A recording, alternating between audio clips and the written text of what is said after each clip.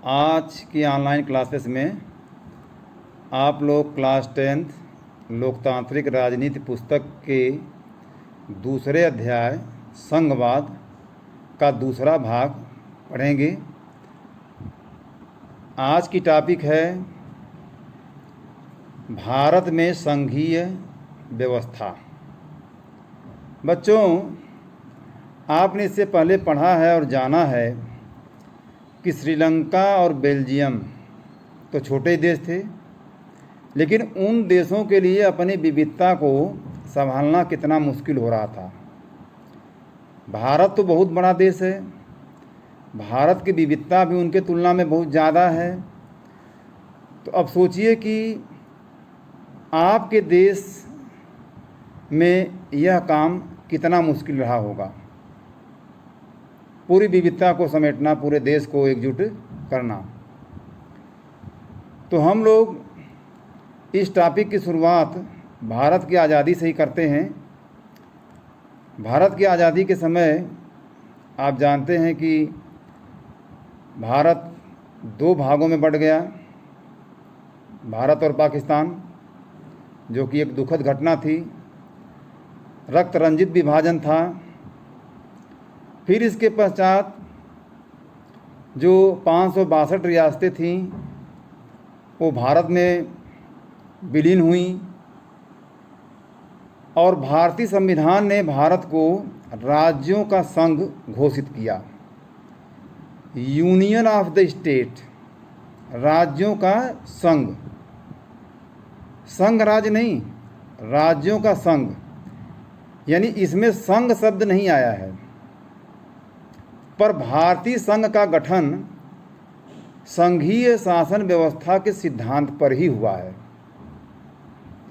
अब हमारा देश संघीय शासन व्यवस्था के सिद्धांत पर किस तरह से है, आप लोग संघवाद की विशेषताएं देखे हैं, पढ़े हैं पिछले वीडियो में।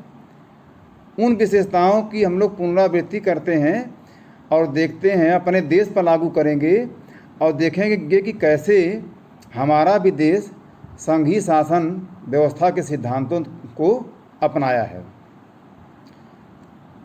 तो सबसे पहले देखिए, पहली विशेषता कि संविधान ने हमारे देश में मौलिक रूप से दो स्तरीय शासन व्यवस्था का प्राविधान किया था।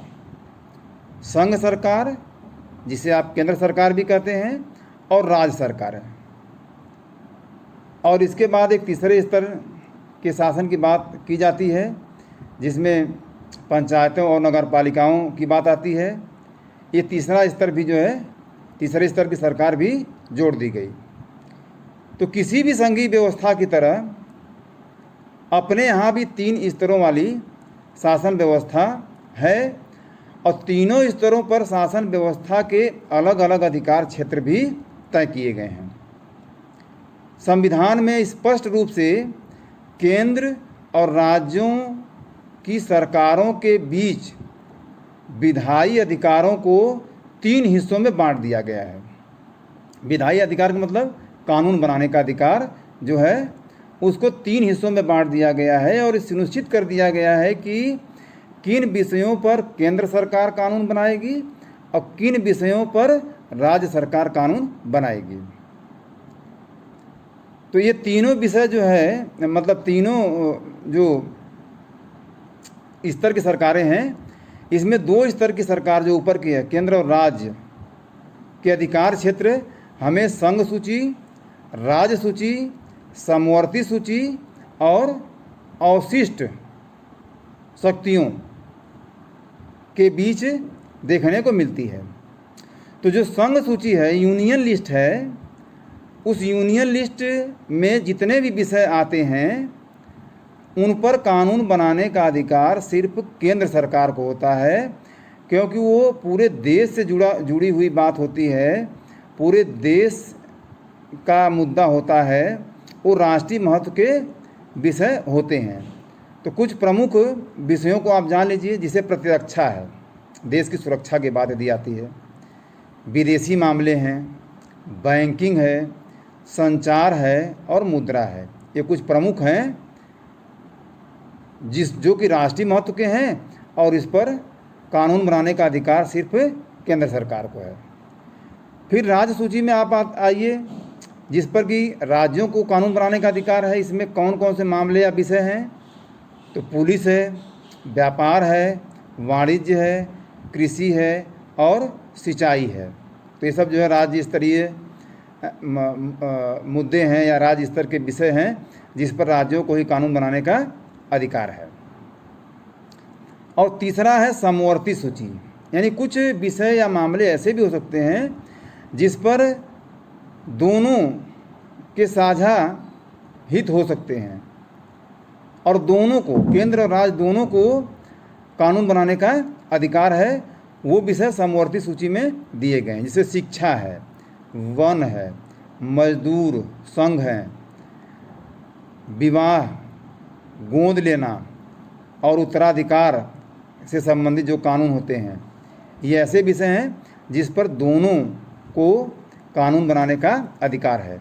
लेकिन याद रखना है कि समवर्ती सूची में जो विषय हैं उस पर बेशक दोनों को कानून बनाने का अधिकार है, लेकिन यदि विवाद की स्थिति आती है, केंद्र सरकार कुछ और कानून बनाती है, राज्य सरकार कुछ और कानून बनाती है, या एक दूसरे के कानूनों को नहीं मानते हैं, तो ऐसे में जो केंद्र सरकार है उसके द्वारा बनाया गया कानून ही माना जाएगा। अब यहाँ पर एक सवाल और उठता है कि इन तीनों विषयों से हट के भी कुछ ऐसे विषय या मामले हो सकते हैं जिनका हमारे संविधान निर्माताओं ने उस समय तो जो भी विषय थे उनका जिक्र किया, लेकिन कुछ मामले बाद में जिसे आए आज़ादी के बाद, संविधान निर्माण के बाद, तो उनका तो जिक्र जो है कि उन्होंने नहीं किया है। वो बाद के समय के विषय हैं, जैसे ये कंप्यूटर सॉफ्टवेयर। तो कंप्यूटर सॉफ्टवेयर पर क्या कानून होगा, कैसे ये काम करेगा, ये तो उस समय था नहीं, तो ये बाद में शामिल हुआ है। तो ऐसे विषय जो कि बाद में शामिल हुए या जो उन तीनों सूचियों में शामिल नहीं हैं, उन पर किसका अधिकार है कानून बनाने का? तो इसका उत्तर होगा कि जो बाकी बचे विषय हैं, जिसको रेसिडुअरी पावर आप कहते हैं, अवशिष्ट शक्तियाँ, उस पर केंद्र सरकार को कानून बनाने का अधिकार है। अब होल्डिंग टुगेदर, जो आपको कल के वीडियो में मैंने बताया कि संघवाद के दो रूप होते हैं, एक कमिंग टुगेदर जैसा कि अमेरिका में है, और दूसरा है होल्डिंग टुगेदर, यानी सबको साथ लेकर चलने की नीति मानकर बनी अधिकतर बड़ी संघीय व्यवस्थाओं को साथी इकाइयों को बराबर अधिकार नहीं मिलते। तो वो आपके देश में होल्डिंग टुगेदर का संघवाद है, सबको साथ लेकर संघ की स्थापना की गई है। और इसीलिए आपने इस चैप्टर की इस वीडियो में शुरू में ही देखा कि संविधान में हमारे देश को यूनियन ऑफ द स्टेट कहा गया है, यानी राज्यों का संघ कहा गया है। तो भारतीय संघ के सारे राज्यों को भी इसी तर्ज पर देखेंगे तो बराबर के अधिकार नहीं मिले हैं। अब इसमें आपको उदाहरण दिया गया है कि कुछ राज्यों को विशेष दर्जा भी केंद्र दे सकता है। जैसे भारत में जम्मू कश्मीर एकमात्र राज्य है लिखा हुआ है, लेकिन आज के डेट में वो था हो गया, यानी जम्मू कश्मीर विशेष दर्जा प्राप्त राज्यों में से एक था। अब उदाहरण के तौर पर आप इसकी घटना से समझ सकते हैं। तो आपने देखा कि जम्मू कश्मीर भारतीय संविधान के कई जो प्राविधान हैं वो उस पर लागू नहीं होते थे। इस राज्य के स्थानीय निवासियों के अतिरिक्त कोई भी भारतीय नागरिक जम्मू कश्मीर में ज़मीन नहीं खरीद सकता था, वहाँ बस नहीं सकता था। तो ये विशेष दर्जा प्राप्त था। हालांकि अब वो स्थिति बदल गई है, अब वो विशेष दर्जा ख़त्म हो गया है जम्मू कश्मीर का, लेकिन ये विशेष अधिकार उसको मिले हुए थे केंद्र से। इसी तरह से भारतीय संघ की कई इकाइयाँ बहुत छोटी हैं, उनको भी कम अधिकार दिया गया है। जैसे कि चाहे दिल्ली की बात आए या चंडीगढ़ की या लक्षद्वीप की या अंडमान निकोबार की, दमन और दीव जो केंद्र शासित प्रदेश जिसको कहे जाते हैं, उनको भी विशेष दर्जा प्राप्त होता है। और वे भी जो है अपने क्षेत्र के शासन को नहीं चला सकती हैं, वहाँ पर केंद्र ही शासन चलाता है। तो ये सारी चीज़ें जो है कि केंद्र को अतिरिक्त में ये सारे अधिकार प्राप्त होते हैं। अब आप देखिए कि केंद्र और राज्यों के बीच सत्ता का यह बंटवारा हमारे संविधान की बुनियादी बात है। अधिकारों के इस बंटवारे में ये बदलाव करना आसान नहीं है। अकेले संसद बदलाव नहीं कर सकती है। ऐसे किसी भी बदलाव को पहले संसद के दोनों सदनों में 2/3 बहुमत से मंजूर होना जरूरी है और फिर इसके बाद कम से कम आधे राज्यों की विधानसभाओं से भी उसे मंजूर करवाना पड़ेगा, तब जाकर के इस तरह की जो संघीय व्यवस्था पढ़ रहे हैं उसमें बदलाव हो सकता है, अन्यथा नहीं हो सकता। फिर एक और विशेषता पर ध्यान दीजिए कि जो संवैधानिक प्राविधान और कानून बनाए गए हैं वो न्यायपालिका की देखरेख में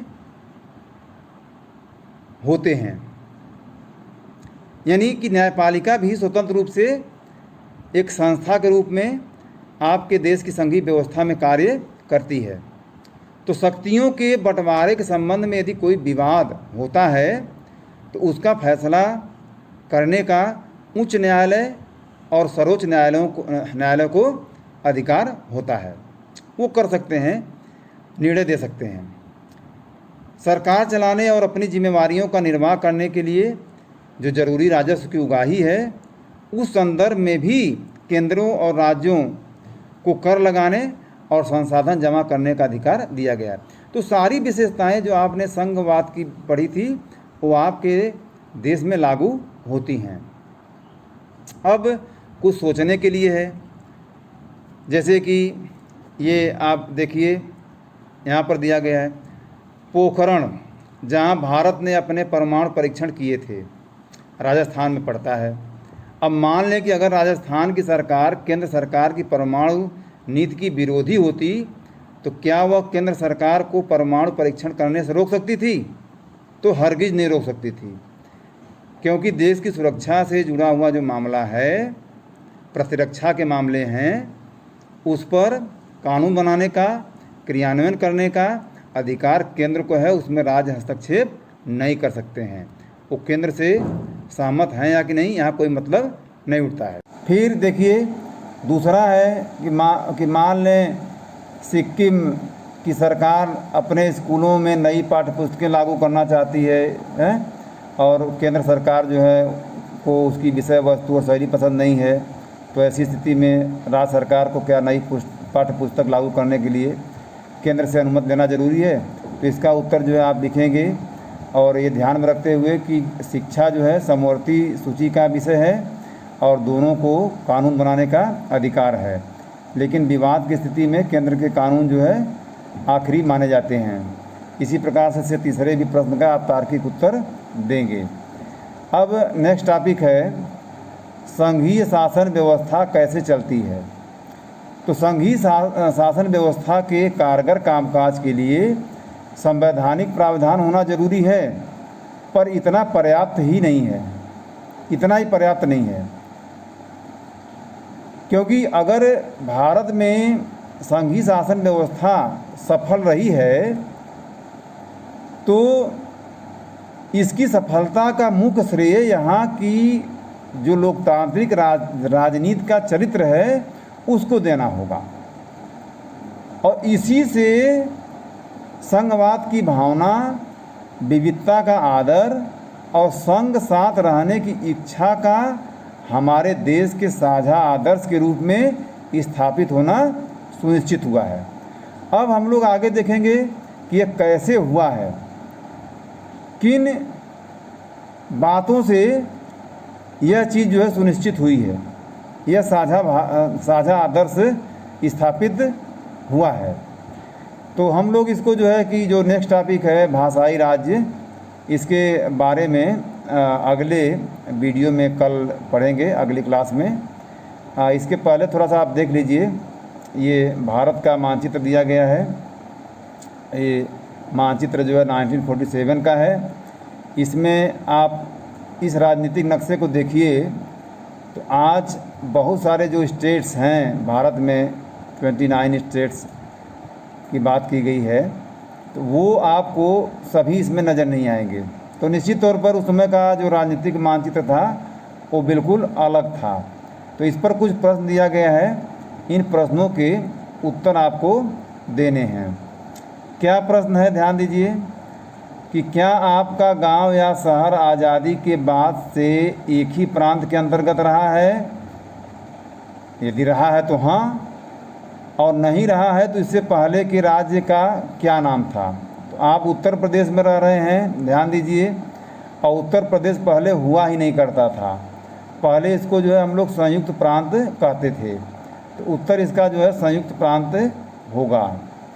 इसी तरह से दूसरा जो है, क्या आप 1947 के 3 राज्यों के ऐसे नामों को याद कर सकते हैं जो आज आज़ादी के बाद आज के समय में बदल गए हैं? तो निश्चित तौर पर इस नक्शे को भी देखकर आप ये 3 नहीं बल्कि और ज़्यादा संख्या में उन राज्यों के नाम बता सकते हैं। जैसे संयुक्त प्रांत की बात आई तो इसका नाम जो है कि उत्तर प्रदेश हो गया। राजपूताना जो है वो आज राजस्थान कहलाता है। ये जो मध्य भारत दिया गया है, मध्य प्रांत, इसका भी आप देख सकते हैं मध्य प्रदेश वाला आज का हिस्सा है। फिर इसके बाद जो है आप और भी देख सकते हैं, ये हैदराबाद का क्षेत्र है। अब ये क्षेत्र जो है कि बदल गया है, अब आंध्र प्रदेश इसका नाम हो गया है इस क्षेत्र का। तो ऐसे बहुत सारे जो है कि आप इधर उत्तर पूर्वी भारत में भी देख सकते हैं। अब इसके बाद तीसरा प्रश्न है, 3 ऐसे राज्यों को पहचान करें जिन्हें बड़े राज्यों को काटकर बनाया गया है। तो 3 ऐसे राज्यों की पहचान करना है जिनको काट करके बनाया गया है। तो आप देख रहे हैं ये झारखंड है, ये जो है कि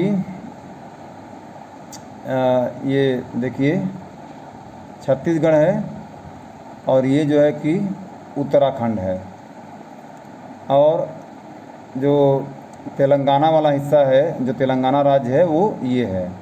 तो तेलंगाना जो है कि आंध्र प्रदेश को काट के, और जो छत्तीसगढ़ है वह मध्य प्रदेश को काट के बनाया गया है, और जो झारखंड है वो बिहार को काट के, और उत्तर प्रदेश को काट के उत्तराखंड बनाया गया है। तो ये वास्तव में जो राज्य बने हैं इनके विभाजन का आधार जो है भाषा नहीं है, बल्कि क्या है ये हम लोग कल के वीडियो में देखेंगे। तब तक सभी को धन्यवाद। और सब बच्चे जो है पूरे चैप्टर का नोट्स तैयार करेंगे और प्रश्न उत्तर भी लिखते चलेंगे साथ साथ।